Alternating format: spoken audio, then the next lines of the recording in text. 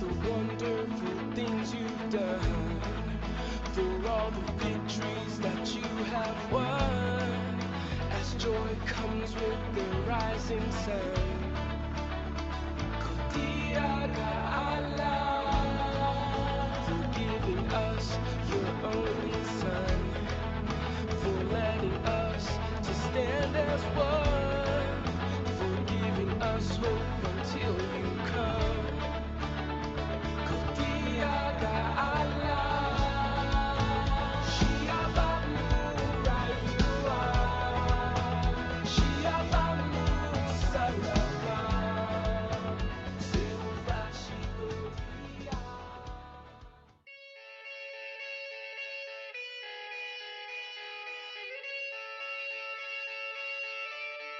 Thank you for joining the International Committee on Nigeria's podcast. My name is AJ Kafang, filling in for Tay Pom, your host. Last week, we were able to talk with Kyle Apps about the deaths due to terrorism in Nigeria. Every time that we hear about the people that lose their lives in Nigeria, um, it just breaks my heart just to know the innocent people that die almost on a daily basis um, because of the conflict, because of the silent slaughter and the genocide. Is just so heartbreaking. Um, the numbers for the amount of people that die and the statistics just keep on going up and up and up, and this definitely needs to stop. Something has to be done. On today's episode, we have Priscilla, who is one of the hosts of One on One with Anna and Priscilla. And they talk about the impact of terrorism on women and children in Nigeria. And we are really, really excited to have her on the program um, today. Priscilla, nice to see you. Thank you Thank you. for joining us today. And how have you been? I'm good. Thanks for having me, AJ. It's such a joy to be here with you on the Yeah, podcast. yeah. Um, um, Thank you for your passion and for being a voice and being a part of helping bring out the issues that are plaguing Nigeria right now. You know, Nigeria has so much potential, and we really Yeah. want to see um, Nigeria grow and to really be the great nation that we know in our hearts it is, and we want it to be. Thank you so much. Yeah, it's a pleasure to be part of this conversation. It wasn't, it was thrown on my laps really. It wasn't something I was aware of. I wasn't this passionate person, I'm going to fight for justice in Nigeria. And I got this opportunity to start presenting this talk show, as you might call it. And it's just really opened my eyes, and I will say tenderized my heart towards what's going on in Nigeria, because it's very easy. It's easier than you think to be oblivious about what's happening in Nigeria. And I'm grateful and thankful for the opportunity to be part of the things that are happening right now. Yeah, as I said, really thank you so much for all that you do every week. Like I get excited about hearing from you and Anne and you know the people that you get to talk to. I feel it's pretty interesting to be able to hear firsthand from people that have been affected um by the silent slaughter in Nigeria. Um um and and let's just go into our discussion here. If you don't mind me asking, like, how has doing the program affected you? If Mhm. you don't mind me asking, I would like to know. Yeah. So I'm the average girl in America trying to hustle my way, trying to get some bread, trying to take care of my family. And so while I know subconsciously, and not just subconsciously, I have people that I'm directly connected to that have been affected by this silent slaughter and by this genocide going on in Nigeria. I knew it cerebral. What's the English word? I knew it in my mind, but I did not allow it to get to my emotions, because then I knew that I'll feel powerless and I'll feel like I can't control the situation. Yeah. So because of that, that was a little bit of hesitation to Yeah. jump into presenting this program because one, I was like, I'm not sure if I know enough, and I said Yeah. that to you, AJ. I was like, I'm not sure if I know enough. Two, um, if I open myself up to start learning about this stuff, how is that going to affect me? Yeah. I will have no more excuses like, oh, I don't really know the situations, or it doesn't really affect me. But I think it just, like I said earlier, tenderized my heart and opened my eyes to things that were already happening, but more than that, to ways that my voice can make a difference, Could be to heard. ways that simple things as simple as clicking a button and sharing a story can make a difference. Yeah. It's helped me to put faces to the statistics. Some of you may have heard the statistics over weeks and weeks, and if you go back and watch some of this conversations we've had some live conversations or shared some stories with some of these women that were there, that heard the gunshots, that were in the room when the bombs went off. Some of them who have lost family members, who have friends in the hospital still recovering from the killings and still recovering from the shootings. Putting a face to the statistic, y'all, makes a whole difference, because suddenly you realize this is not just, somebody on TV. This is a person. So for me, the biggest thing, AJ, just to wrap my answer in, together, the biggest thing I've experienced, the biggest difference I've seen is I've lost my excuse. Yeah. I don't have an excuse anymore. I have to do something about it. And that's how Yeah. it's affected me. Yeah. Do you mind me asking, like, if you have like any personal experience, like, has there been anything that you have personally experienced, like with terrorism or like Mhm, within the crisis mhm. that that like that comes that you know um that makes your passion stronger for this particular issue, if I can ask? Is Yeah. there anything that you connect with personally? Yeah, there are, and sometimes I hesitate to share it because when you hear the stories of what women are going through, you be like, my experience was nothing. Please don't ask me about my experience. Because my experience sounds like very trivial and menial compared to what these women are going through. But in Yeah. 2001, um, just before 9/11, I believe it was like the 7th of September, there Yeah. was the first religious riots in Jos, where you and I grew up, AJ. You know what? I remember it clearly. I was in the living room and my dad came out, and we heard just shootings and people running. And my brother wasn't home, and we were like, oh, is he gonna come home? Is he gonna come home? Finally, he Oh comes yeah. home. We lock the doors, we lock the gates, because right next to our home, our area was a Muslim village, and Anguanrogo, they called it. And so while these people were like our neighbors, we knew that it was Muslims versus Christians at that time. And so Mm. I remember the fear. AJ, right now, even during 4th of July, when people are throwing fireworks, I remember, my body remembers the fear of Yeah. the gunshots and Oh saying, is yeah. that landing here? Because I remember trying to go to sleep during those few days because we were indoors, scared that food will run out, because we started feeding people around the compound because everybody has to huddle in one place. Yeah. And I remember the sound of the bomb blasts. We had a main market in Jos that was like the pride of the town. Huge market, 3 or 4 floors of a market. And I remember the sound. This would have been, I don't know, maybe 5 to 6 kilometers from where we lived.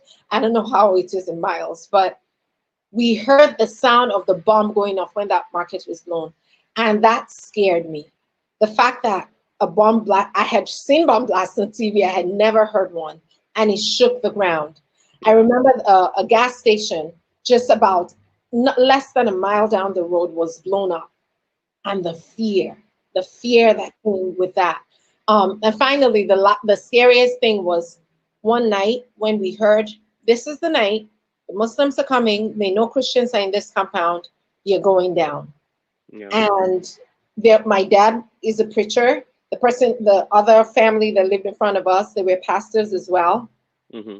And I remember them getting together and being bold and going to Mm-hmm. the head of the village, the head of the Muslim village, and taking some police, Yeah. and Yeah. the head of the Muslim village to say, "We heard you're coming to kill us. Why?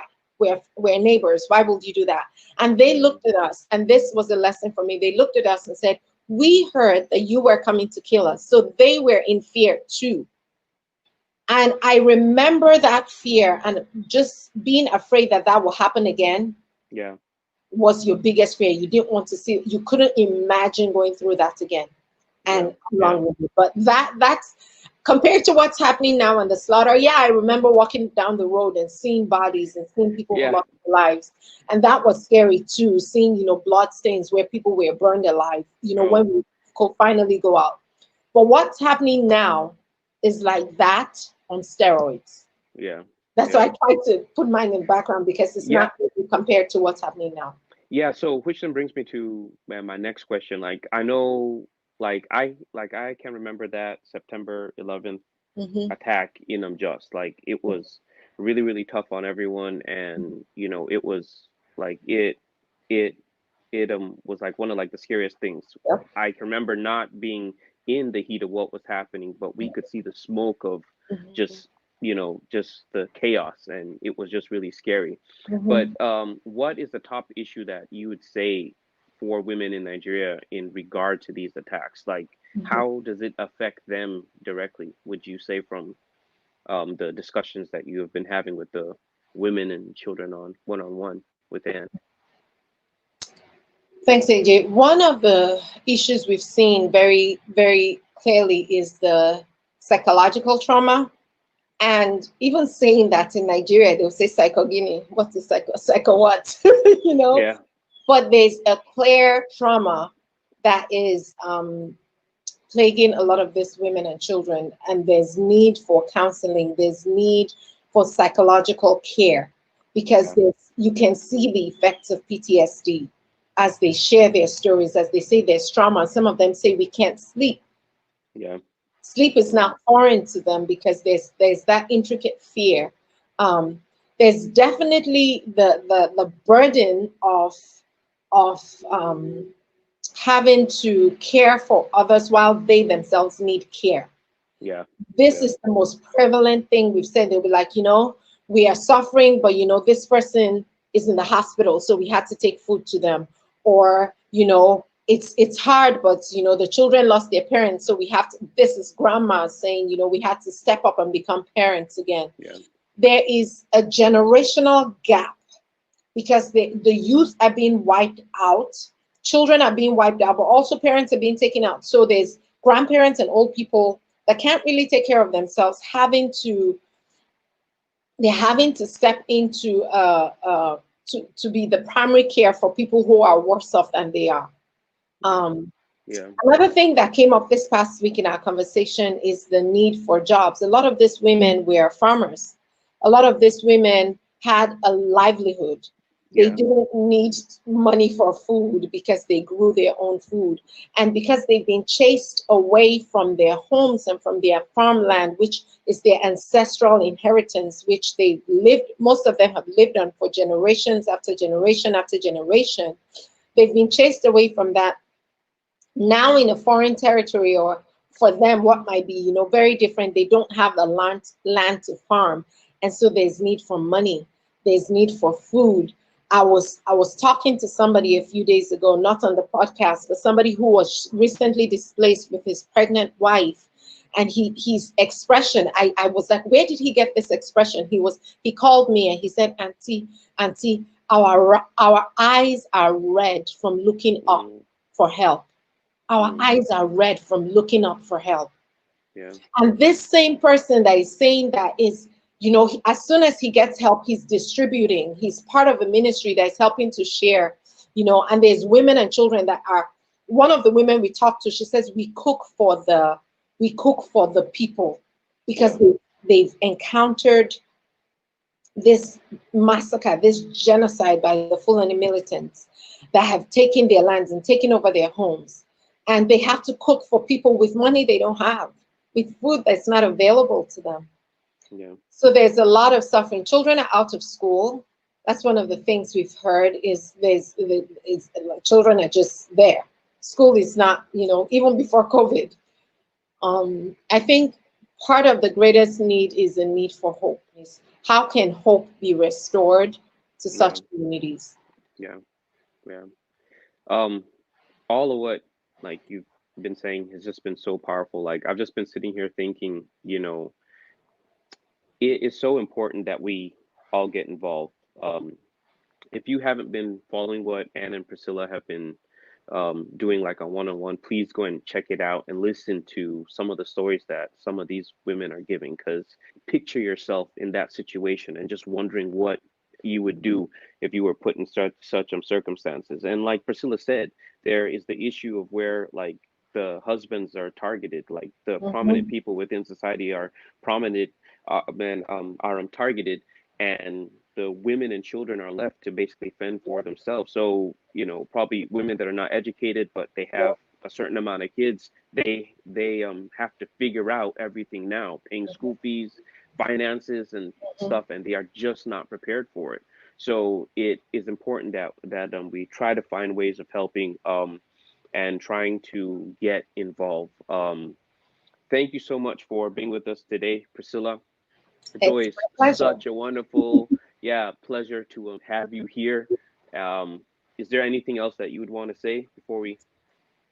Yeah, I just wanted to add a little bit to what you said about women and children. Some people will say, just want to add to shed some light for those of you who may not be familiar with the Nigerian culture. A lot of times, the women they just take care of the children. The men go out to work, and the men are the breadwinners of the family. So when the men are killed, and there's a specific target on killing the breadwinners. When the men are killed, the women have no source of income.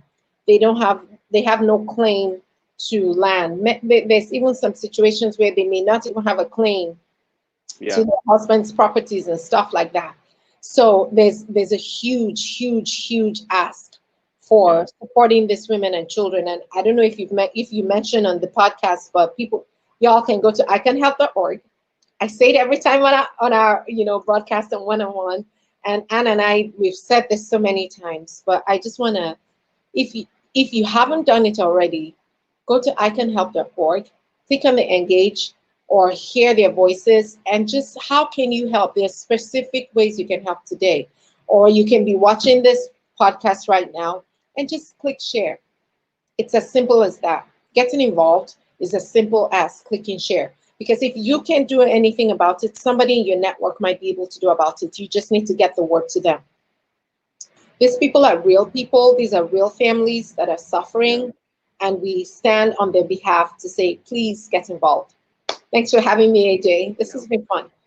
Yeah, thank you so much for coming around and spending this little time with me. We really appreciate you. We appreciate your passion and just your own voice. Yeah. As I said, continue to follow Ann and Priscilla on one-on-one and stay tuned. So, Priscilla, have a great day. Please keep in touch with us. We'd love to have you back again sometime. Sure. All right. Um, as you've heard it, we would really like to appreciate you for joining the podcast today. As I said, Tay Palm is not around, but I'm just filling in for him. So it's great to see everyone and to have you here joining our podcast. Continue to follow Icon on Facebook, Instagram, and Twitter. um, Please smash that notification button um, and like our page, follow us, please, so that every time we put up a video, you will know and you can join the bandwagon and stay up to date on what is happening. As Priscilla said, you can go to iconhelp.org and look into what Icon has been doing and how we have been trying to make an impact, and also learn how you can also get involved too, which is really important, um, and um, and really help change the lives the lives of the people in Nigeria. Thank you so much for being with us today, and we'll see you next week. Thank you so much.